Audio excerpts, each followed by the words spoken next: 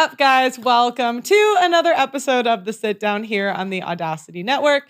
Today, I have my funnels guy, Shiv, on the show. Welcome. Hey. Welcome. He's been here all week. How have you enjoyed the Davis compound? It's so good. Yeah? Yeah, this is like the greatest place ever. I'm not going to spoil how amazing this experience has been, but it's awesome. No, tell him. My dad will be excited. Oh, yeah. No, just everything about it is so cool. Like, even just the little things. Like, I've never been to Culver's, and like you showing me like what to order there.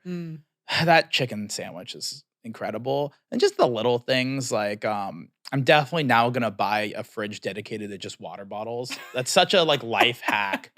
No, it's like That's been my whole life. I didn't know people didn't have fridges. Yeah, my main fridge in my kitchen's full of water. Yeah. But I'm like, oh, the separate fridge is like, that's like a whole other. And it's got to be full size. Exactly. So that way you don't have to fill it. Because the little mini fridges, you got to refill it every week. Then I might as well just go fill up. No. I need like a big fridge, and I need it in my office, like my second bedroom in my apartment.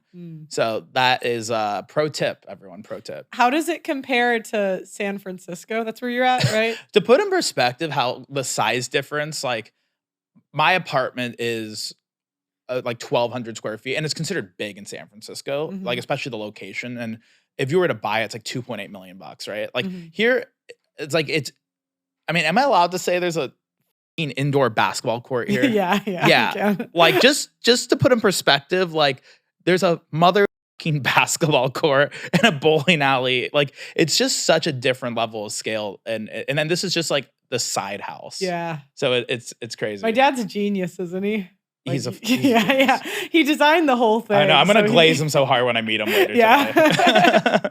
How do you like the country versus the city? I kind of like it, but I think for me, it's like I've lived in the city, whether it's Bangalore City in India, whether it's the heart of San Diego, where I lived in La Jolla or San Francisco. So I really like it, honestly. I think just little things like the fact when you drive, you're not stuck in traffic every time. So it's cool. I mean, there's things I miss, like definitely in San Francisco, everything's like a 30-second walk. So that's a little weird. Like, anytime I want to do something, I'm like, I have to like either walk 30, 40, 50 minutes or I have to drive there. But no, it's cool. I like it. I almost think it's faster in the country because there's no traffic. Right. So like by the time you walk to you have to go down because I lived in downtown London. So you have to go down the apartment. Then you have to go wait in line. But here, like, if you want to go to Culver's, like, I think you go there and back faster than you'd walk somewhere. In San Francisco is a little different because San Francisco is so tiny. Okay. So San Francisco is only 7 miles by 7 miles, the whole city. Oh, wow. So it's really like everything's like a 10-minute walk. Oh, okay. So in that case, and then it's also good because I end up just getting a lot of fitness. Like I average like 20,000 steps a day. 20K steps a day. Wow. So that's been good. I get none here. I've definitely gained weight being here, I will say. So yeah, because you don't have to leave. Right. I never leave. Yeah. Why would you? Why would you? Also, you cook really good rice. So thank you. Yeah, get that on camera, everybody. No, I will say the rice was incredible. Yeah. And as an Asian, I know my rice. You know what I know my rice. So like people fight me on the. No, I know my rice was great. So, okay, tell me about. Did you grow up in India and then you came here? Or? No, so I had it kind of backwards. I was born There's no accent, so. Yeah. I was born in Anaheim, California, so near Disneyland. Okay. And then kind of lived in California most of my life. My parents did immigrate here a long time ago, but my mom went to Caltech, like UC Irvine, Caltech, got a PhD, got a postdoc. And so because of that whole situation, I mean, even my parents are like very, very American. Like they own a house in San Diego. They still to this day, even though they did move back to India, but they still pay US taxes and everything. But yeah, so it was the 2008 financial crisis that basically it was a combination of a lot of things. My grandparents were getting sick. And then, they lost a lot of money in the stock market, and they just said, if we go to India, we could save a lot more money and we could have a way better lifestyle, which is true. So when I was 15, I did high school in India, which was very weird. Cause like, whoa. So you were at 15, you went back to India. Yeah. What? What part were you in? So Bangalore, so South India. Okay. And so is it 'Cause I'm just thinking, like, I had a culture shock when I went there, like, it's so dirty and crowded. It's No. very crowded, Yeah. very polluted. It makes if you think LA is polluted, Bangalore takes it to a whole other No, level. Yeah. I've never seen so much It's trash than when I insane. was It's there. absolutely insane. Now, granted, like where my parents live is like this gated That's neighborhood. what I was wondering if it Yeah. was, like, better. Yeah. So like in my neighborhood, there are like similar things. Like there is an indoor basketball court, there are tennis courts. It's like for the neighborhood, not in Mhm. my house, but like and like the streets are very nice. So my neighborhood would look right out of a magazine of like a very nice Beverly Hills type neighborhood. Mhm. And but the weird part is when you leave the neighborhood, it's like Auschwitz or something. Like you're Yeah, like, what yeah. happened? Yeah. So that was weird. I think though, like India was really hard. Academically, it was hard. I was a straight A student in middle school, or like very close to. I It think was harder in India? oh, a Really? million times harder. No way. So like, I think in ninth grade, I think in America you do like algebra 2 or something. Mhm. There you're doing like linear algebra and like calculus 3 or 4 right out of ninth. So like the standards are way higher. But the problem too is they don't explain. So in India, the whole way they teach you stuff is they just say memorize it. They don't ever want to explain why it is, Oh, because they okay. kind of think like that's like an American thing. Like so, I would get made fun of. I'd be like, "Can you like derive the formula? Or can you explain why that is?" And they'd be like, "Oh, Americans always want to know why something is." You know, Mhm. so that was very hard for me because to me, I've always been kind of a rebel. I've always been like, unless I know why, I'm not going to do it. Mhm. So I went from like a straight A student to like C's and D's in Mhm. India. So that part sucked. Do you You know, feel like their school system is more efficient, though? Like, what do you think prepares you more for the real world, American or India school? ooh, that's a hard. So I think what America does great is America allows the top 5% of students, like because it's so lax and creative, it allows like all these innovators and inventors and Mhm. creative types. So in India, you don't get a lot of that. But I think on average, I would argue on average, my class is probably doing better than an average American. Like my average class is probably, making 150K to 250K a year working at Google, Apple, Facebook. They're all Mhm. engineers, they're all doctors. And that's the culture there. Like there's only 3 jobs you can do if you live in South India and you have some level of money. It's you're either a doctor, engineer, Mhm. or a lawyer. And so how does that tie in, like, when you graduated, like oh, I'm curious. Is there still a caste system there? So And how ki prevalent is it? so yeah, like it's a little weird because like I remember when I learned the caste system, I was like 12, and I remember I came home like crying to my parents because I thought we were like the bottom caste, the untouchables. And except Okay. we're Brahmins, but I'm like, how are we Brahmins? Because like we What does that mean? I don't know what that Brahmin's means. like the top caste, but it's so the caste system is kind of a psyop. I think the caste system was created in India by entrepreneurs because the top caste is what's called Brahmins, which is teachers. So it Okay. just means that you're educated. Mhm. But the secret is like the third caste, which I can't believe I'm blanking on the name, but like the third caste is the business class. Mhm. So all those people are like super rich in India. So like the top caste is actually not this very middle So how class. many are there? There's like 5 or 6. And Yeah. is it still that my dad said that because they used to have he has a company in India, or he Right. did. You could only marry one up or one down. And he told me that he had an employee that was like a little bit darker, so she had to marry down. I don't know if that's true. So No, don't so like no. In fact, this is gonna be funny for people to know. So in India, like here, Americans always try to tan. There's like spray tans, all that Yeah. stuff. I remember I would like even back then, my family would be like, "You're too dark." You're like, and so there's this thing called like Fair and Lovely, like shampoo and body wash that'll make your skin lighter. Mhm. Apparently something in pomegranates makes your skin lighter. Like Mhm. so in India, it's like all about being light skin, which is Mhm. really bizarre because then I'm like, why did you let the British leave? Like if you're so obsessed with white skin, right? Like all the white people get out of here. And it's Yeah. like, wait a minute, but you all, yeah. So if Mhm. you look at even like Bollywood movies, it's always the light skin actors who kind Right. of get prevalence. I think that's kind of going a little bit away now, but yeah, I do in India. The one thing about Asian countries is they don't even know what they're saying would be considered racist here. Like it's just cultural, like being Mhm. like, oh, you're too dark skinned, be lighter, Mhm. or yeah, like the caste system I think is more like you said, it's a little bit more loose now, but I think it kind of makes sense because I think the point is if you marry someone too much in abject poverty, it's Mhm. not really them that's the problem. It's not the girl who's in abject poverty. It's like now her entire family, they all kind of expect handouts. Mhm. So I think it's more that in India there's such extreme poverty and such extreme wealth, and my parents kind of landed, I would say, in the upper middle. So in India, if you make over 40,000 US a year, you're in the 1%. Mhm. So my parents weren't making that. They were making like 80 grand a year. So it was like, So what caste were you guys in? we're Like, Brahmin. We're the top caste, apparently. oh, so you're the Yeah. number one draft pick. So are you like Yeah. royalty in India? In India, kinda. But Whoa. So were I all the don't feel girls like were all it. the girls like fanning over you in high school? Oh, absolutely not. But Absolutely you're in the not. top caste. That's not how it works. It's not how it works because India just has a lot of like you don't. There's maybe like 2 kids who had girlfriends in high school. Almost everyone in India doesn't even think about Mhm. dating's just not a thing you do in high school. So there's like arranged marriages there, right? Oh yeah, and my Mhm. parents were. But they Mhm. have a great marriage. Like, they're honest to God, I look at my parents' marriage and, like, I've hung out with a lot of other people in America, and I go, "I think my parents' marriage ranks way higher than most." And, Mhm. like, it wasn't anything bad. But to be fair, my parents are, like, the greatest roommates of all time. Mhm. I don't think it's, like, a Hollywood love story. But yeah, a lot of people are arranged marriage, but it's not what people think. It's not like my parents like and if you're a lower caste in India, sometimes you meet your spouse like on your wedding day. You don't even get to meet them. You just find out this is who I'm going to be with. It's which is So nuts. what if they don't like him? Or like, is there like, There's not this is where India I would argue is worse when it comes to feminism than America. mhm, It's just kind of like because the problem is when you use religion always as your scapegoat, like, well, this is what the astrology and the stars aligned, and you guys are mhm, together forever.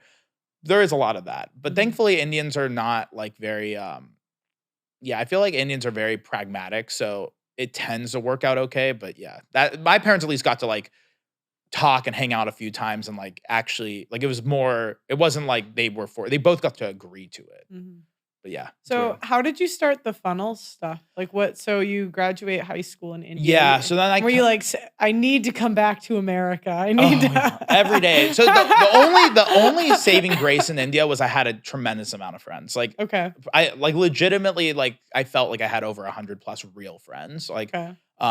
and it's Is it more community based there? very like Okay. so much so that I could walk into anyone's house and it would just be normal. Like it'd be like I could walk into like for example, I play piano as you Mhm, know. I could walk into my friend's house who has a grand piano and just play it. mhm. I don't have to like knock on the door. I don't need to play it. I don't need to And were these invite. people you lived near? Yeah, because in that neighborhood. Okay. But it was very like it felt like a sitcom. So I had like a Nintendo Wii, which a Mhm, lot of Indians didn't have in India. So like people come play like my game console, or I'd mhm. play. It was just very yeah. Every day there was always something to do. You could just go say want to play tennis, want to do this or that. So Mhm. that was cool. Is it still like that or has it changed It's still like since? that. Okay. Still very very like even when I'm there now. Like you could even like sometimes my parents will just knock on a random neighbor's door and go like, "Hey, we ran out of like radishes. Can we just borrow radishes?" Right. Where here I don't know my neighbors. Mhm, I have no idea who my neighbors are. So I wonder actually in this kind of like the not city areas, like suburbs, like here, mhm. does that happen too? Do you kind of know everyone around you or not really? I went to Catholic school, so it's a little different. We didn't know our neighbors because everyone's driving 20 to 30 minutes to go to school. Right. And so it's not based on like zip code. So all of the activities we did, like I knew everyone from like my middle school, but again, they didn't live in this But it still wasn't area. that relationship where like if they just showed up to your house uninvited, it wouldn't be like it'd be weird. I mean, to be honest, my childhood was pretty busy. Like we all did 3 sports. Right. So like when were they gonna like when would they no one would be here. So like Right. when would Right. they come? Right. Like I mean, I did travel sports from the time I was like 10. Right. And so in India that's like a little different too cuz everything you do is like in the neighborhood Yeah. cuz it's such a populated place. No, I was going to like different states on the weekends when Yeah. I was like 13. Yeah, so that was the only good thing about India is I did have a really crazy social circle, but Mm, no, like I wanted so badly to come back to US because in India, at least in South India and Bangalore, they don't admire entrepreneurship. And I was always a business guy. Like I was selling my homework notes in America. mm, Like I would get in trouble at the principal's office because I started some business that like became like somewhat successful. Like mhm. I used to sell my notes to all the kids and like I did it through PayPal. And so Okay. I had like $700 a month of PayPal subscriptions. And they're like, you can't do that as like a 13-year-old, right? So it was just stuff like that, that in India, like you didn't have that kind of that creative entrepreneurial spirit. Mhm. But I came back, and then I came back, went to community college because I didn't want to take student loan debt. Mhm. In fact, what's funny, when I applied for colleges, I purposely would screw up my college essay because my parents they're of the mentality like they would spend their life savings for me to go to school. And Mhm. I was like, I don't want to waste your like $300,000 going to a private school Mhm. when I kind of knew I was very good at marketing. I was very good at like, yeah, just this world that I don't think college teaches. I don't think college teaches funnels, right? Mhm. So 18, I'm doing odd jobs in terms of I was like building websites for people, freelancing, Mhm. trying to pay my way through school. And then I basically learned that people say they want a website, but they really don't. Okay. They really wanted more customers. Mhm. So I found that out the hard way, like that because I would go like someone would pay me $500, like a party bus company in Santa Ana, California, would pay me $500 one time to build them a site. And then they'd be like, well, the color of the site's off, the font's off, the Mhm. this is off. And I'd be working over months getting the site how they want it. It must have been the copyright or something, I'm guessing. Yeah. Right, yeah. Everything was just no matter what I did, they were never happy. Mhm. And then I finally figured out that what happened was my site just accidentally ranked on Google and ended Mhm. up being like the first search term. Mhm. And then they were really thrilled. Mhm. And they were like, oh my God, we're getting so many calls. This is awesome. Mhm. And I went, crap, I got $500 once. Yeah. And this person's now making like 10 grand a month extra in Mhm. business. So that's when I realized, oh, what does Facebook do? What does Instagram do? Like they sell your data. Mhm. The money's all in the data. So what I would do is I'd offer businesses to build their websites for free. Mhm. But then I would say, you pay me for every phone call I get you. And I'd use like a Google Voice number, like a voice over IP number to Mhm. track it. And that kind of started my like career in this, where I got to a point where I was making $6,500 a month in community college, Mhm. which I thought was $1 trillion when you're like Yeah. 19 years old. Yeah. Right? So it was funny too, because like back then I was balling in the sense that I'd buy like everyone like ramen noodles. That's there's like the little like the cutest things. Like we're at the vending machine, I'll just be like, I Mhm. got everyone's stuff. Mhm. And then I felt like, yeah, I just felt like I to this day I think that's the richest I felt. Like Mhm. just at 6,500 a month at 19. And then I made a decision. So I called my parents and I said, I think I'm gonna take a gap year and Mhm. just lean into this. And they were pissed. Because my family's Yeah, Indian parent, you can't do yeah. that. And you have to understand too, my mom has a PhD. Like, Yeah.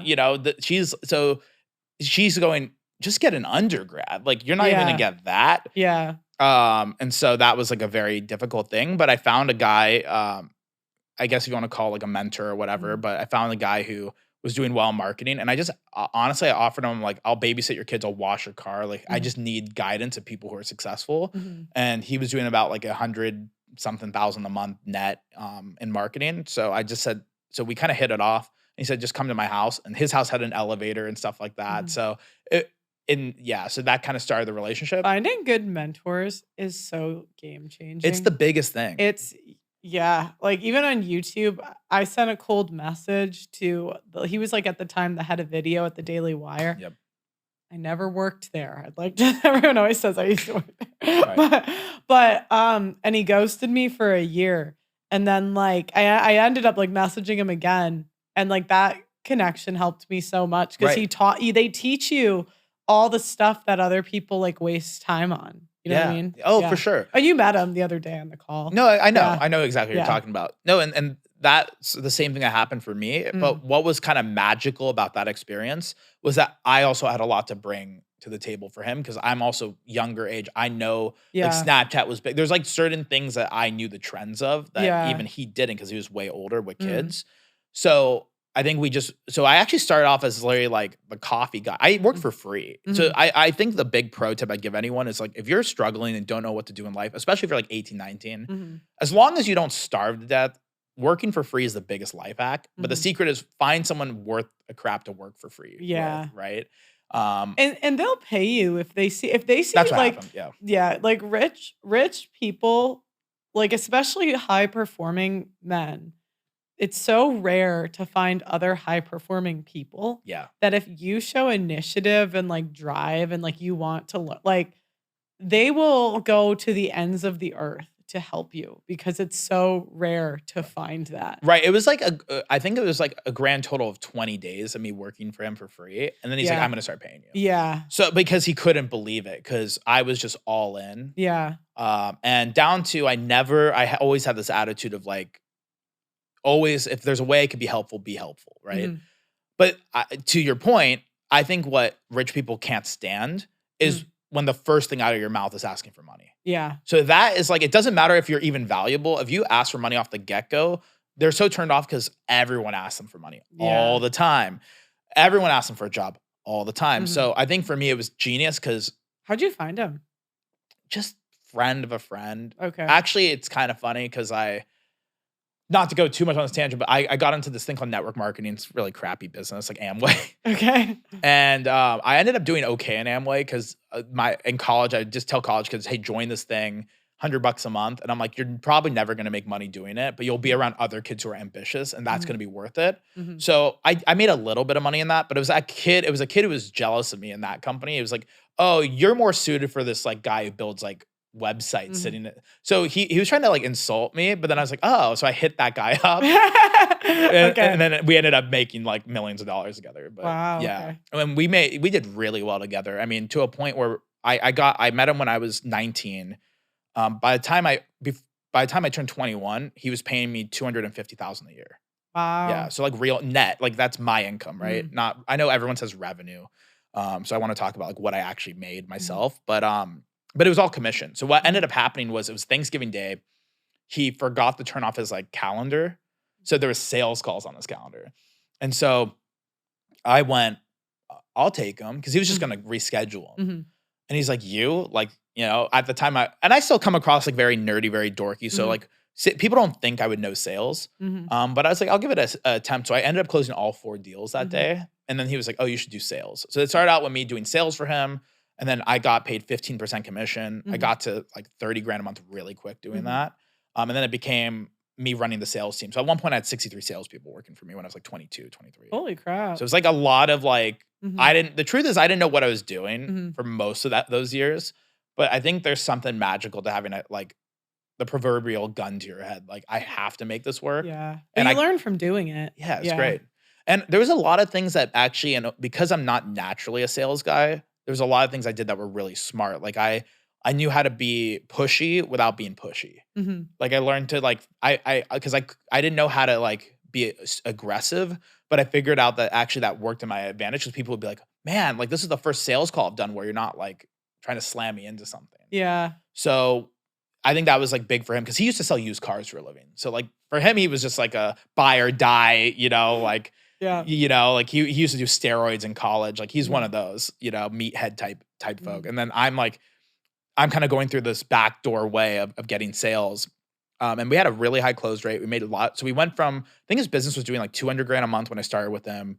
We ended up going to 2.5 million a month. Is that profit or is that revenue? That was, so it was, most of it was profit. So he was like netting like 120 grand a month on 200 grand of revenue. Then at 2.5 million, he was netting like 900 grand a month. Wow. Yeah. That's crazy. And I'm thrilled because I'm making like 40 grand a month, right? I'm thrilled. But we ended up, after so many years, it got to a point where I was like, hey, I just think it got to a point, I was working 80 to 100 hours a week. I mean, I don't know if they could see it on camera, but like a lot of my hair is gray. Like it was very stressful. It was very, very stressful. But I was doing really well to the point where when I was 24, I was taking home like $650,000 a year. But the problem is I had no life. Like I literally worked 7 days a week. I would wake up, work, go to bed. That was my whole routine.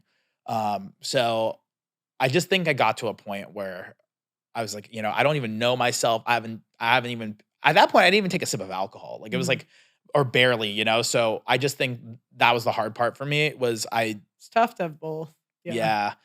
So we ended up having, it was kind of like, I think everyone understood. I was like, I kind of need to go take some time off, do my own thing. So I ended up quitting to build my own company. And then, here we are again. And now it does $3 million a year. And yeah, I feel like when you have a really high performer, it's kind of like expected that at some point they're going to go. Well, I think the secret though, because I have a lot of high, like now, it's funny because I learned from that mistake. I have really smart people who work for me now. And what should they have done to keep you? They should have not capped me at the money I'm going to make. They put a cap. They were like, you're making too much money. So it was because when I was making $650K a year, they're like, okay, that's too much money for a 24-year-old. And I'm like, Oh. but that was all commission based. So it's like, Yeah. but the more money I make, the more you make. So why Yeah. would you care? Mhm. And so I think the problem with a lot of people is they look at the physical dollar they're paying someone. Mhm. But if it's commission only, you should never cap that person. Mhm. I would love, like, if I, like, for me on my team, I hope my salesperson makes 20 million a year, because that Mhm. means I'm making like 100, right? Right. So that was really stupid. And I think it was ego, because he was kind of successful young, Mhm. but now it was getting to the point where, like, I Never think, outshine the master. right. Yeah. But So you're gonna see this and get pissed. What? I said, at least you see this and get pissed. Probably. Well, I think now he understands. Honestly, like, don't Yeah. get me wrong. When I left, I'm not gonna. I was look. The truth is like I didn't have any animosity. Mhm. We kind of left a little dirty, because obviously it's. I think the hard part for me was he felt like I was like his adopted kid, because I'm Mhm. coming in. This guy has kids. I'm like the 19-year-old young skinny intern who looked like Mhm. I was starving from India, and now I'm like eating caviar and Yeah, like yeah. driving a cool car and Mhm. stuff, and like living in a nice place. So there's a part of him that felt like he made me, and there's truth to that. Like, I'm not Yeah. going to take that away. No, he gave me a lot. That's why I will never talk bad about him. Even though at the time it was kind of contentious when I left, but vice versa. Like, I also brought a lot to the table too, because Mhm. there's not a lot of people like me who would work that hard and work for free and like Mhm. grind the way I did for that many years. Mm. And so I think now, I feel like now there's like a level of mutual respect, because I've also done it again, Mhm. and so now, because I think that's always the thing when you leave someone, it's Mhm. like, was I only successful because of them? Mm. Right. Yeah. And so I think now I have this confidence where I go, okay, like, I did it again, and I did it way smarter, way better the Mhm. next time through. And I have people on my team that ironically I paid someone, like, I have people on my team that I paid 30, 40 grand a month, Mhm. And for me, I'm always telling them ways to get to 80 grand a month. Like, why would I ever cap a high performer? Mhm. So that was their only mistake. Mhm.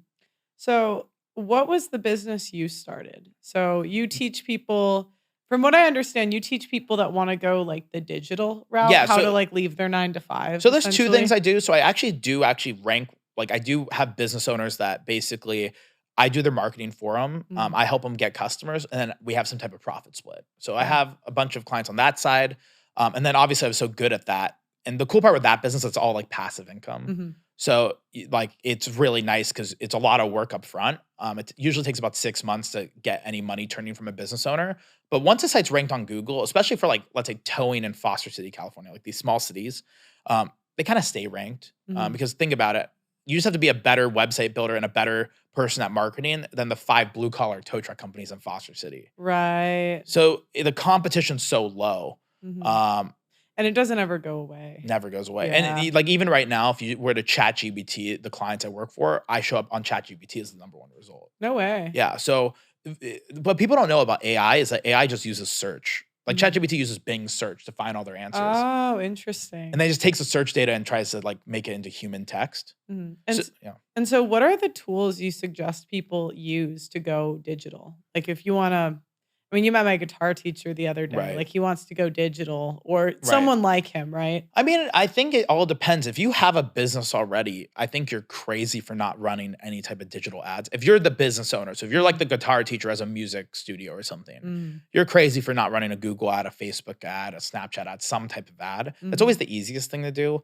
I think building a brand only makes sense if you're trying to go big. If you're trying to get to 7 figures or 8 figures, then Mhm. you have to go make YouTube videos and build something. Mhm. But if you're just trying to go from, like, you're making 5 grand a month to like 15 grand a month in your business, ads, Mhm. and you should invest in some type of organic, like, you should be the #1 result in your area. That's crazy to me that you would, that's not, yeah. Not How a big- long does it take someone to go from knowing nothing about ads to, like, being able to successfully run them? Because I'd imagine a lot of people waste a ton of money every year on it. Well, ads are really simple if you're if you have a tiny business, Mhm. because if you spend $500 a month on ads, the hard part with ads is scaling ads. And that's where you need like a PhD in this stuff. So I don't like ads. I've always been the free Google person, like rank on Google. I'm also cheap. I like profit. Like I feel like everyone's so obsessed with revenue, and I'm like, I really couldn't care less if you make 100 million in revenue. I know so many entrepreneurs who do 100 million in revenue, but they're like losing money every year, and they have to get like venture capital and investors. I love the fact that I own 100% of my stuff. Like, you know, and I like few people. The way I work is I'd rather work with like one or two and really high level people than have like 100 employees. Right. Know? Yeah. I had a ton of employees at one point, and my life is so much better like with just a few. Exactly. It's so like, God, you know, when they talk about like women not being able to be CEOs and stuff, it's like people think that managing people is so stressful. It's insane. There's a ton of men that don't even like managing people. Yeah. You know what I'm saying? Well, and that's what made my dad so successful, because he's really good at it. Like he's a very good facilitator, but it's like a rare trait. And like my dad even says, like, out of all my siblings, there's maybe one, and there's 10 of us that could manage a big company, you know? And it's just like the ability to manage a lot of people is just a specific like skill set. Yeah. And you could tell me if you think differently. I think you either have it or you don't, or maybe you kind of have it and you have to learn it. But I think it's tough to take someone from like here to here. Yeah. Well, I did like working with that business partner when I was young. I had 63 people, and I was good at it, to be honest. The problem was I was good at it at the sacrifice of my own life. Yeah. So that's why I was good at it, because I was willing to have no life. That's why I feel like what I'm really good at, and this is what I'm proud of, like now I have a coaching program, which I know is cliche. There's like a lot of stigma of creating coaching programs, but I feel like I have real track record now. So I've only done the coaching program for like 2.5 years. Okay. So I do feel like, you know, I made millions of dollars prior to like teaching people stuff. So I feel like it's very different than like, there's a lot of kids who will just go rent a Lambo and like an Airbnb and say like, I'll teach you how to get rich. It's like, well, you haven't done anything yet, you know? Or they did it, like they got rich off of what they're selling. Right, exactly. So it's like right. It's like they're selling how to make money courses. Right, and but they made $0 prior. Yeah. Now they make millions from it. Yeah. Yeah, and it's like you made the money off of the make money exactly. courses. So to me, like I feel, and the cool thing with me is like my price is right direct. It's like and I even say on my page, like everything that can go wrong with the business. So my thing is, it's like very non-hype. All my videos are like on a white background. Yeah. Like no one even knows.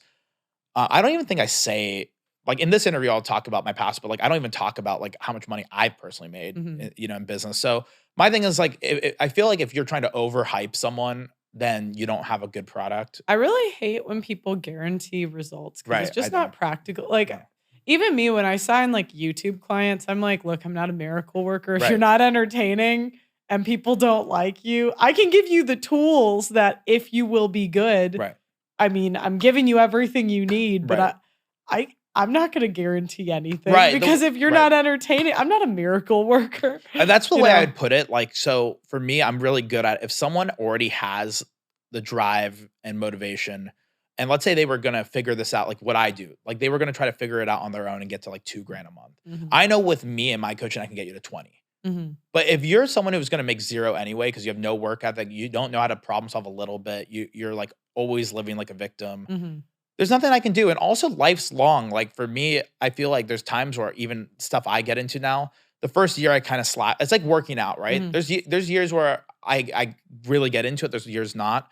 So I think people have to play the long game. I always find it strange that with college, people are totally okay going $200,000 in debt and they have no expectations when they get out, or very low. Oh, that's a really interesting way to put it. Yeah. But then spend a few $1,000s with someone who has a track record, and then they go like 3 months in, I'm not a millionaire. It's like, wait a minute. Yeah. Like you told me you have a gender studies degree and went $200,000 in debt.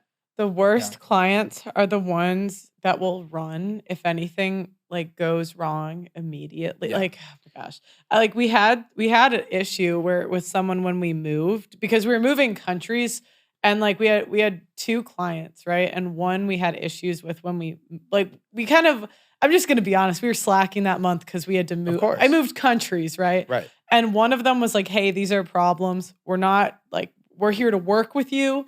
And so like, I'm just letting you know these are problems so you can fix them. And the one like ripped me off for a month. Like yeah. And the guys that walked away, they're like at the same number of they've like lost so their presence, I would say. Right. And the one that stayed got 100,000 subscribers in 6 months. Right, But exactly. it's like dealing with clients with no patience when anything goes, and it's not like you're attempting to, but things happen. It's like life. And so, you know, it's like the ones that assume your bad faith.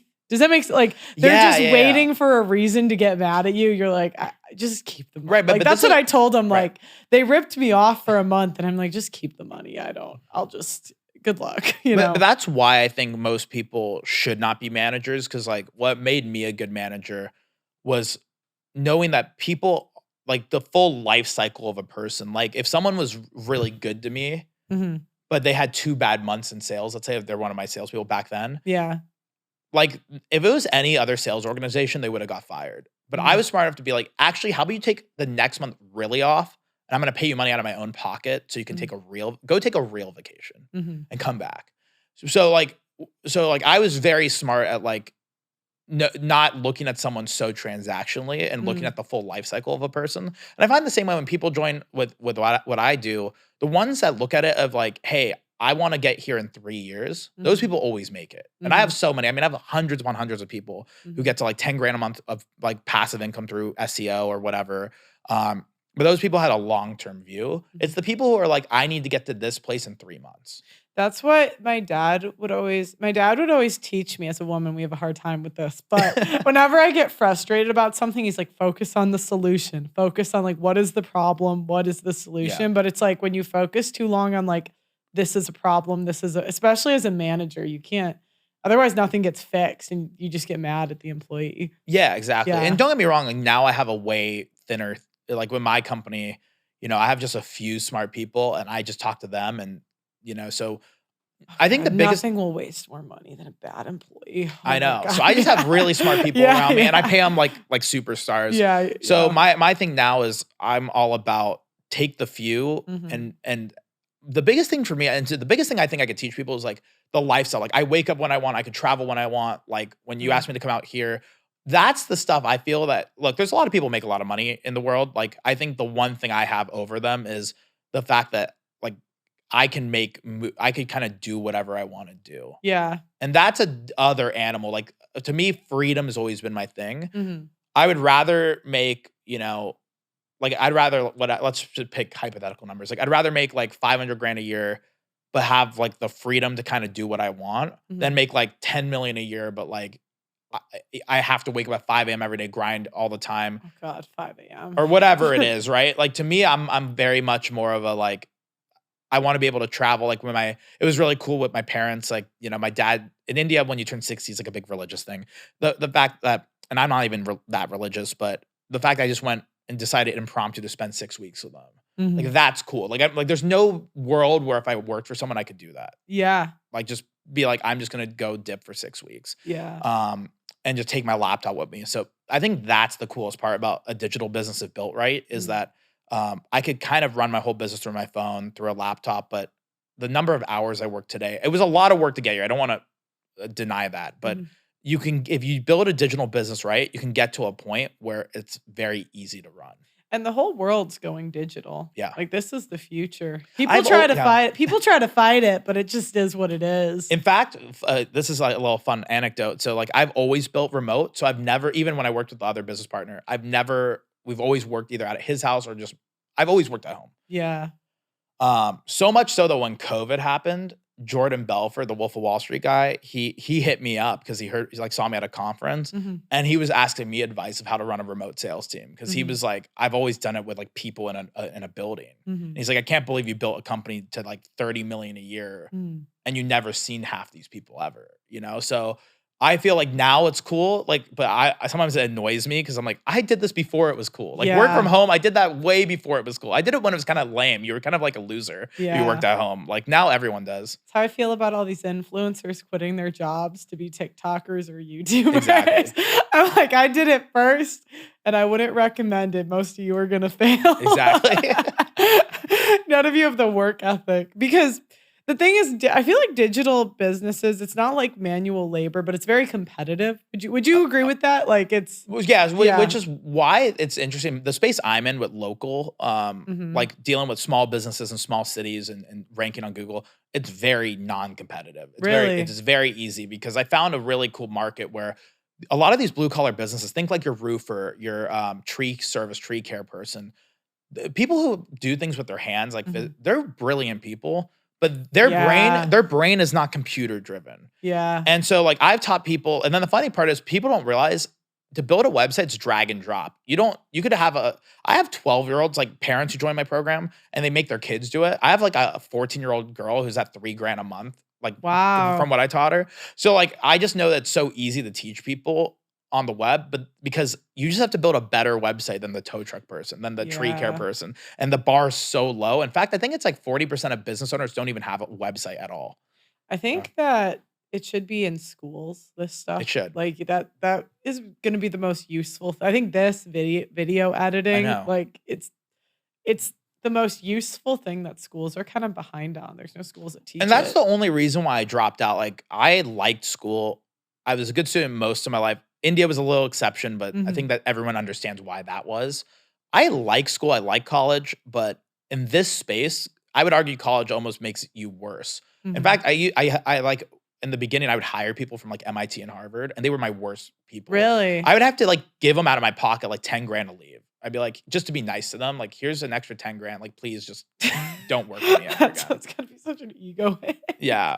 Yeah, like the Yeah. kid who didn't go like dropped out of community college telling someone from MIT to screw off, but yeah, it's just I don't know. I feel like, the digital age is weird because it's all about it changes so quick, Mhm. and college can't keep up. College is always so slow on what Mhm. they teach. So, um, yeah, and I honestly think in this particular industry, it's actually smarter to buy a course. I hate courses for certain things, but like in this world, it is smarter to find a mentor or find someone and pay someone and not go through institutions. Mhm. So what would be your advice to someone that like wants to do what you're doing or like wants to take their business Yeah. digital? What would be your step one, two, three, four? Let's say even outside of your Right. program. And Yeah. I was gonna say, like, the truth is, like everything that I teach, you could probably find on YouTube for free somewhere. Yeah. So I'm not. I don't want to like lie and be like, oh, you have to buy my program. I Like, say the it's same thing. right. It's Yeah, like it's no, you don't. You can go YouTube it. I think the value, obviously, of buying my program is more the community because there's 1,900 people in it, and like mhm. it's you're around people who are motivated, and like you get live time with like group time with me. So it And they does can it ask you questions. right. That's So it helpful. speeds the Like, learning yeah, curve. where like you'd have to watch 10 videos to figure out an Right. answer where you could just, So yeah. I get people like that who try to do it on their own first, and Mhm. then they come into my program and they go, "Oh my god, I tried to spend 2 months to figure that out in Mhm. 5 seconds." Mhm. But no, you can do a lot of it for on YouTube. I think the biggest thing though is people should know who they are. So if you're like people, actually, the funny part is introverts do really well in my business because Mhm. they're ranking websites is a very quiet activity. Mhm. And so you just kind of have to know who you are. And then like if you're very extroverted, what I do is I usually pair them up with an introvert. So usually it's like someone in my program will build all the websites, do all the like nerd stuff, like drag and Mhm. drop the website together, try to rank it. And then someone will talk to the business owner and they'll go 50-50. Oh, I Right. So see. people do really well as partnerships in my Mhm. program.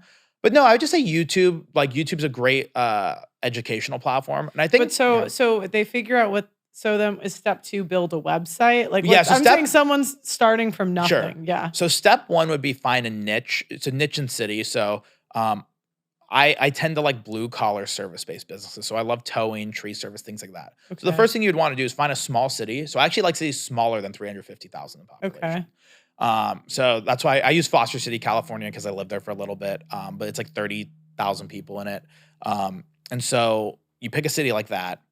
And then the second thing you do is search, actually just go Google search and see, are there even tow truck companies or tree care companies that even have websites in that area? Mhm. If you see a lot of like Yelp listings, Angie's List, Mhm. like those yellowpages.com, if you see a lot of what I call directory sites, Mhm.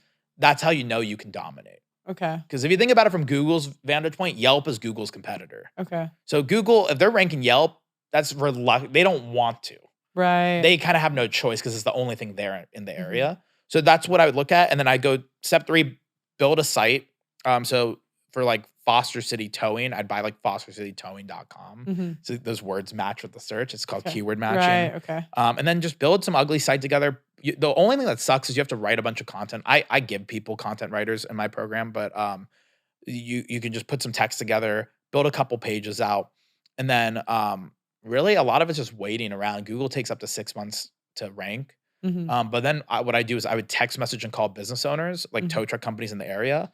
And I would go to like yellowpages.com, try to find a list of businesses. And I'd just ask them, hey, would you give me 10% commission for every customer I gave you? Mhm. And then you can go to callrail.com to buy like a voice over IP phone number. Mhm. That's a number that will track how much customers you're getting them. So it's like Oh, a very nice. simplistic Nice. view. I worked as a copywriter when I was young. Oh, amazing. It's a Yeah. hard job, honestly. Do you know what? Yeah. I only did it for a summer. I just remember being really bored.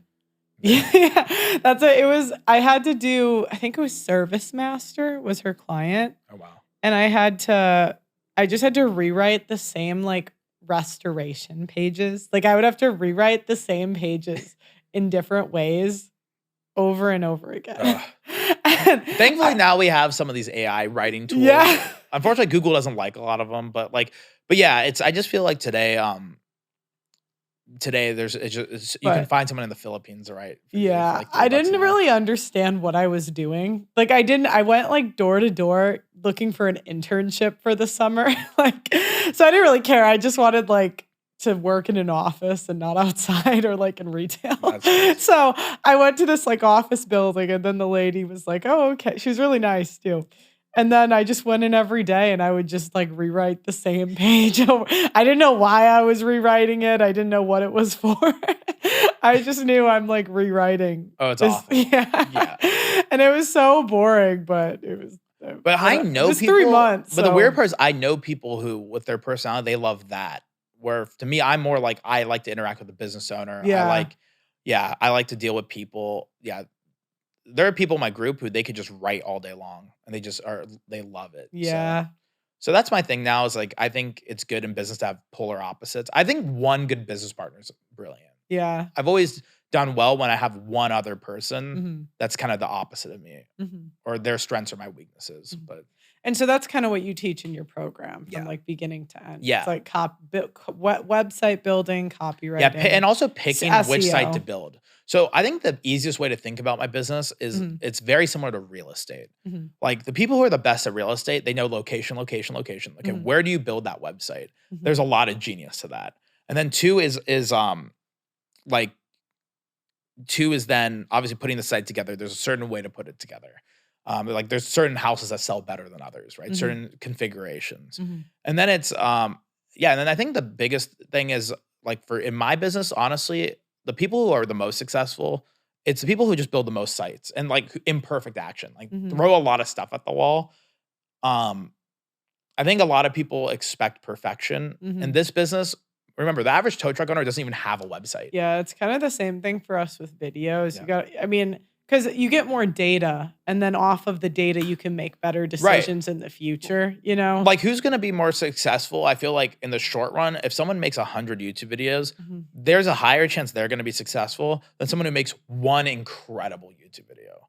Because it's like, it's too little data. I get I know the creator space is a little bit different because you have to keep stuff that's engaging, but like if you just created one amazing video and that's your whole career, and that's what I see with people too. They'll when I coach them, they'll spend so much time perfecting a website. I'm like, my websites are the ugliest websites ever. Yeah, in the video space, it's more. There are people, I would say the top creators don't have as many videos, but they've made thousands to get there. Right. So they know what tone their audience likes. But now they have a formula. Correct. But to get like to Mr. that Beast, to get to that formula, yeah, you have to do a lot. Yeah. And that's the same thing with me. Like for me to even figure out little things like which niches to go into, which cities, it took me so much screwing up. So I think a lot of times with people, they're so afraid of screwing up. Right. But it's like, no, the screwing up is part of getting really successful. Yeah. Right. Yeah. That's like, you also have to be okay with losing money because sometimes you just will. Like that's another thing. Yeah. Like I think that some people can't make it online, like because sometimes you're just going to invest in stuff. It's just not going to work and you got to try something else. Well, I think the hardest part with people is that they invest and then it doesn't go exactly as planned and then they just give up. Instead Yeah. of like, no, sometimes like, yeah, sometimes it takes a little bit longer. The way I find business for me, it's like usually that's why I say like I see students who they make $0 for the first 6 months. It could be even 9 months. Mhm. But then they don't just go from 0 to making $500 a month. They Exactly. go from like 0 to 20 grand a month. Correct. Yeah. But so that's the That hardest part.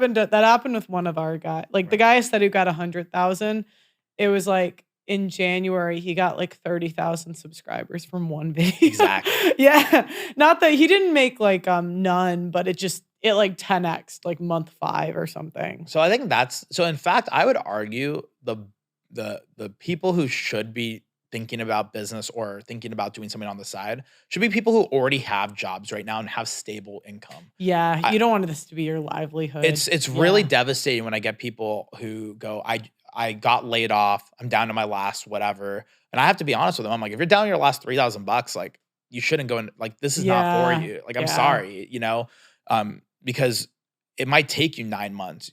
It might take you a year to figure it out. But I always assume every skill is 2 years. Yeah. Like 1 year of sucking, 1 year of being okay, and then you're good. And what's crazy is every generation that time gets less. I bet you for your dad, it'd be like, yeah, like 7 years until you get good. Like every generation was like, yeah, it would take 20 years to build a career to get good at something. Like for my mom, it took her 40 years to like get into like a really good position as a PhD level scientist. Like she built it only now is she like kind of known in India as like a really good scientist. But for some reason, the internet space, we expect to get really good in 3 months. And it's like, okay, what if it took a year?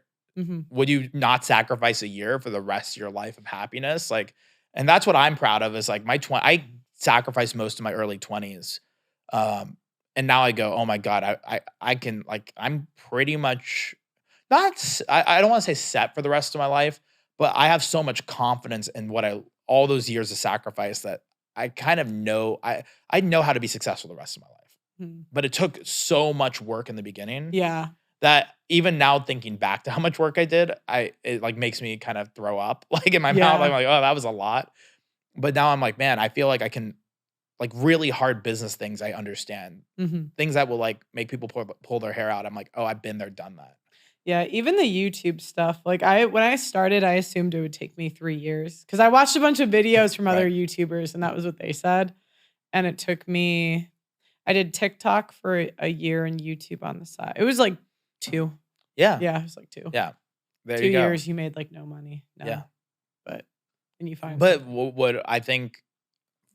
wouldn't you still 2 years in the grand scheme of life? Nothing. That's what I'm saying. Nothing. It's great. And this is the best job ever. I get to talk. Yeah, exactly. And talk to people like you, right? Like this is way more interesting than like I was selling copiers before.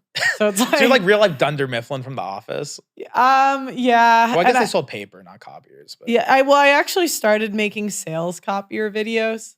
No way. Yeah, like I think they like lost like because they kind of discouraged me from doing it. And then I was like, I'm gonna go play volleyball in England. I'm just imagining you making like a controversial video about like a no. It was just copiers. Like it was but I could see from a company like a young woman talking on the internet, you don't know what she's gonna say. I get it. Like, did you actually sell any copiers from those videos? No, not really. I didn't really master I wasn't doing it for long enough, but they did know me on LinkedIn in the industry. Like, because because they, I mean, they did okay, but it was in Mobotics because it was during COVID. Oh, got it. Yeah, it wasn't the best time to sell copiers. No. But then I feel like copiers today, like, I don't think I've ever owned a printer, like a lot of people don't even own printers. And then if you need to scan something, you just use your phone to take a photo of it, right? Yeah, I ended up quitting anyways because I wanted to go play overseas. So yeah, cool. But yeah, where can they find your stuff? Yeah, so somewhere on this video there'll be a link down below or something. I honestly just think like I've been very weird. Like I think this is the first time I've ever talked online about like, my story. And I get that a lot. A lot of people will like join my stuff and they'll be like, I don't even know the guy's name. right? Because I'm so personal. You have such a memorable name too. I know. So I just figured at this point, like hanging out with you this week, I was like, hey, any chance we could just do an interview? Because I feel like that's the number one thing I get asked about. Like, wait, I joined your thing and I don't even know who you are. Right. And so, yeah, I mean, my life story is not that fascinating. I just think that the reality is the internet world, there's so much opportunity, but there's so much garbage on the internet too. Yeah, there's so much. It's so garbage. hard to find legit things. And so for every one of you, there's 10 guys lying. But that's also why I didn't ever want to talk about my life. Cause I'm like, I'm just gonna come across like every other guy on the internet. So that's why I've been like MIA from the internet. And I also have a real business. So I'm like, why would I go build a brand? I think now it's almost like, now that everyone knows me in the business world as like been successful for as long as I have, now I'm willing to get on camera. But I just hated that stigma of like, I didn't want to be another guy like, oh, you're just building a YouTube channel to hawk a course. It's tough because I'm like, Dad, I could make you so famous. I'm like, Dad. And but he's like, why, for what? Right. And that's what you find, like some of the smartest people aren't online because why would they? And if especially, you make money without, why? Right. And it is kind of nice. Like there is a part of it that it's kind of nice that people don't know. Like it's nice that in most of my dating life, like they have no idea. Like maybe you can inference it. Like, maybe okay, my house is a little nicer than average. But like I would Uber everywhere, so like I would have times where like my girlfriend for like 6 months didn't even know what car I drove. And then like one day like went into my garage, was like, what the heck, you know? Like, but that to me is, I never posted a photo of my car or my house online. Like that to me is like a cooler situation to live in. And I feel like a lot of the internet now is like any cool thing a person does, they have to share it online. Yeah. So there's pros and cons. Like their kids are being raised on the internet. I'm like, why? Not to pull the like Asian card here, but I do think too though, like why I want to get online more is because I think like I just know with me, there was so much pressure to be an engineer or a doctor, or go get a undergrad, master's, PhD. And I don't know to this day another Indian kid who dropped out of school who made it successful. So I almost feel like now there's probably a lot of people who are like me, who are kind of like, I know deep down, like I can do something better with my life. But there's not a lot of people who look like there's all the creators are all on roids with the sleeve tattoos and like it's all the same look, right? The like beard with the chisel. And for me, I always think they're fake because they are. Because I find like the smartest men my dad knows don't really look like that. There's a reason. Look at the top 50 richest people. They're not like supermodels, right? So not to say you can't be or whatever. It's just, I think there's a lot of cliches online of like the reality is like even like fitness, like you don't have to be in shape to be successful. You could be like very financially rich and like look like Mark Zuckerberg, right? So business is a lot of times is about systems and processes. Like the formula to make a YouTube channel. I mean, we see YouTube creators across the board, you know, like there's even like YouTube creators. I'm like, they're not even good at talking on camera. How are they getting views? But they find a niche. Yeah. They find an audience. So yeah, that's really it. So who knows? Maybe I'm going to regret being public, but we'll see. We'll see. What's your website?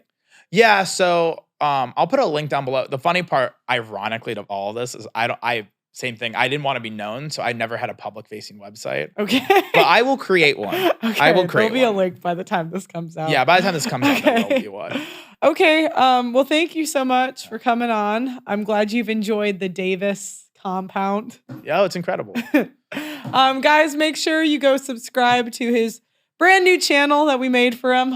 Make sure you like the video on your way out. And let me know what you think in the comments, and we will talk to you next time. And if you're ever in the Davis compound, make Pearl make rice for you. Okay. Phenomenal rice. I'm gonna put that as like a clip so everyone knows. Cool. Okay, bye guys. Thank you.